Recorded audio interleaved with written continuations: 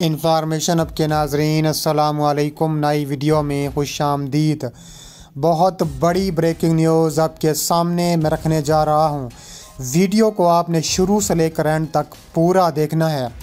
پاکستانی فوجی commandos 9 kilometre Kashmir میں داخل ہونے کو تیار۔ کشمیریوں کا وار، 2 کرنل 15 سپاہی انڈیا کے لقمہ اجل بن گئے۔ چین کا لداخ کے مزید علاقوں پر قبضہ سامنے آ گیا۔ ویڈیو کی تفصیلات میں آگے بڑھنے سے پہلے آپ سے چھوٹی سی گزارش ہے کہ ہماری ویڈیو کو لائک کر دیں، چینل کو سبسکرائب کر کے بیل آئیکن پر ضرور کلک کر دیں۔ بہت بڑی بریکنگ نیوز آپ کے سامنے میں رکھنے جا رہا ہوں کہ بھارت اور پاکستان آمنے سامنے آ چکے ہیں۔ کہا جا رہا ہے کہ پاکستان کے فوجی SSG جو کمانڈوز ہیں وہ بھارت سے مقابلہ کرنے کے لیے تیار ہیں۔ SSG کمانڈوز کشمیر میں گھسنے کو تیار ہیں۔ SSG کمانڈوز بہترین اور دنیا کی نمبر 1 آرمی کے طور پر تصور ہوتی ہے۔ کہا جا رہا ہے کہ SSG کمانڈوز فیصلہ کر چکے ہیں کہ اگر کشمیریوں کو پاکستانی فوج کی ضرورت پڑی تو 9 سے 15 کلومیٹر تک کشمیر میں گھس کر اس ٹائم وار کیا جائے گا۔ کہا جا رہا ہے کہ کشمیریوں کا وار بھارتی فوجی سہ نہیں سکے۔ 2 کرنل اور 15 سپاہی جو انڈیا کے ہیں وہ لقمہ اجل بن چکے ہیں۔ کہا جا رہا ہے کہ کشمیری مجاہدین کا بھارتی فوج پر تابڑ توڑ وار۔ اطلاعات کے مطابق مقبوضہ جموں کشمیر میں DDC انتخابات کے لیے مشکل 48 گھنٹے باقی ہیں۔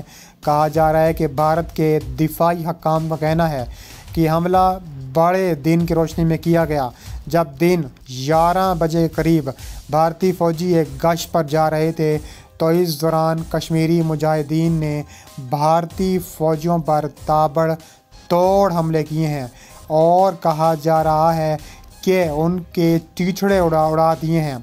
اور کہا جا رہا ہے کہ کشمیری مجاہدین آگے بھی اس طرح حملہ کرنے کا فیصلہ کر سکتے ہیں۔ اس کے علاوہ کہا جا رہا ہے کہ مقبوضہ کشمیر کے ضلع کشتواڑ میں بھی مسلح افواج نے بھارتی فوجیوں پر دھاوا بول دیا اور کہا جا رہا ہے اس کے نتیجے میں 1 فوجی اور 3 زخمی ہو گئے۔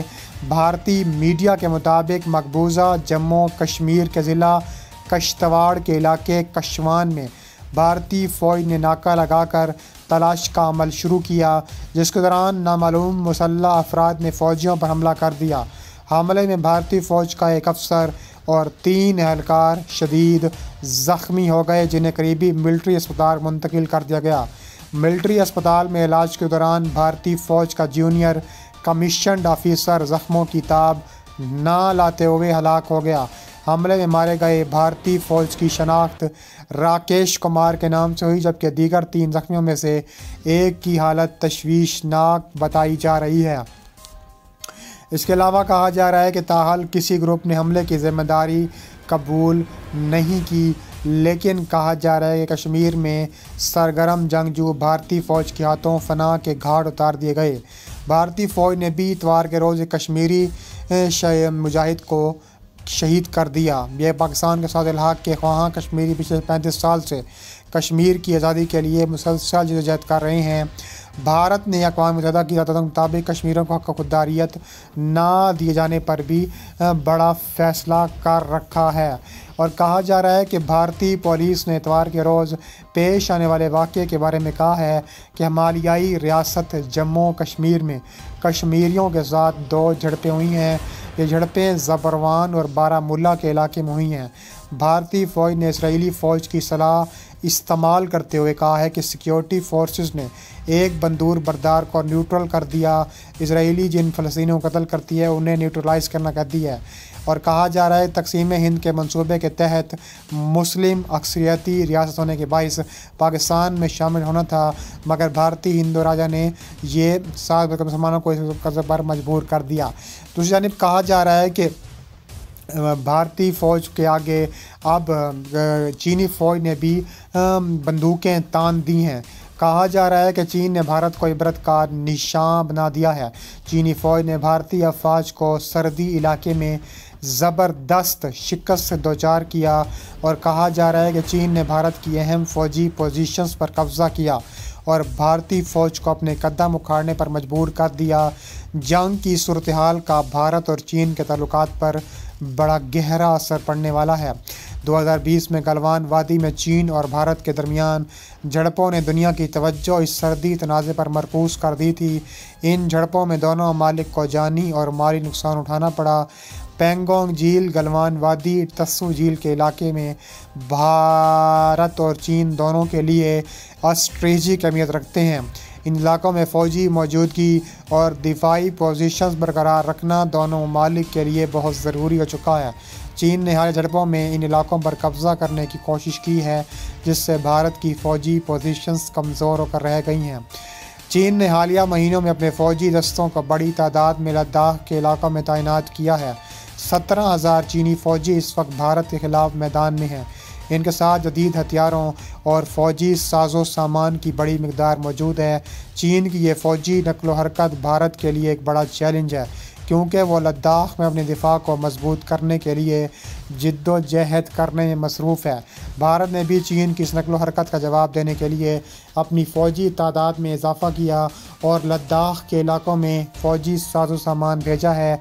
भारतीय फ़ज़ाइया और ज़मीनी अफवाज को मुकम्मल तैयार रहने का हुक्म जारी किया हुआ है। गलवान वादी में एक बार फिर चीनी और भारतीय फ़ौजियों के दरमियान शदीद झड़पें हुई।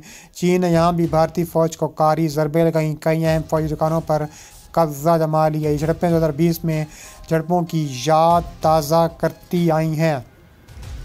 इसके अलावा मज़ीद कहा जा रहा है कि तस्सू झील के इलाके में भी चीनी फ़ौज ने बड़ी कार्रवाई की, भारतीय फ़ौज को पीछे हटने पर मजबूर कर दिया।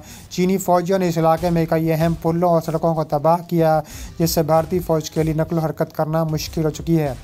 भारतीय चीनी हमलों का मुकाबला करने की कोशिश कर रही है, लेकिन उन्हें सख्त मुश्किलात का सामना है। चीनी फ़ौज की तादाद और जदीद हथियारों की वजह से भारतीय फ़ौज के लिए अपनी पोजीशंस को बरकरार रखना मुश्किल हो चुका है। चीन ने हाल झड़पों के बाद अपने जदीद हथियारों और फ़ौजी साजो सामान का भरपूर इस्तेमाल किया है। चीन के पास जदीद तरीन ड्रोन्स, मिसाइल सिस्टम्स, टैंक्स हैं, जिन्होंने भारत की दिफाई पोजीशंस को शदीद नुकसान पहुंचाया है। इसके अलावा मज़ीद कहा जा रहा है कि चीन ने न सिर्फ मैदान जंग में बल्कि नासिर जंग में भी भारत पर गालिब आया है। चीनी मीडिया ने भारत को कौमी सतह पर कमज़ोर दिखाने की भी कोशिश की है। भारत की फ़ौज ने चीनी हमलों का मुकाबला करने के लिए हर मुमकिन कोशिश की, लेकिन चीन की फ़ौजी ताकत और तादाद ने भारतीय फ़ौज को शदीद मुश्किलात में डाल दिया। भारतीय फ़ौज को पोजीशन को कमज़ोर करने वाली कहा जा रहा है कि ताबड़तोड़ कार्रवाइयाँ करने के लिए हर वक्त तैयार बैठी है।